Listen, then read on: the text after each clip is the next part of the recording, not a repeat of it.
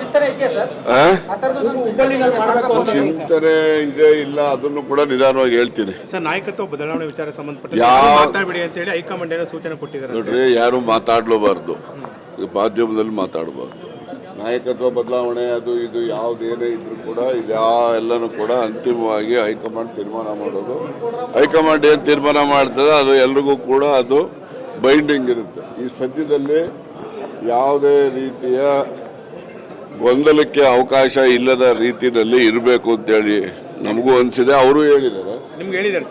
ಅದರಿಂದ ನಾವು ಯಾವುದೇ ರೀತಿಯ ಗೊಂದಲಕ್ಕೆ ಅವಕಾಶ ಇಲ್ಲದ ರೀತಿಯಲ್ಲಿ ಯಾವುದೆಲ್ಲ ಬದಲಾವಣೆಗಳು ಏನೇ ತೀರ್ಮಾನ ಇರೋ ಅಂತಿಮವಾಗಿ ಕಾಂಗ್ರೆಸ್ನ ಹೈಕಮಾಂಡ್ ಹೇಳೋರ್ಗಾರ ಬಿಡ್ರಿ, ಅಂತಿಮವಾಗಿ ಕಾಂಗ್ರೆಸ್ ಪಕ್ಷದ ಹೈಕಮಾಂಡ್ ನಿರ್ಣಯ ಮಾಡ್ತದೆ. ನಿರ್ಣಯ ಎಲ್ಲರೂ ಕೂಡ ಭದ್ರಾಗಿರ್ತೇವೆ. ಅಷ್ಟೇ. Thank you.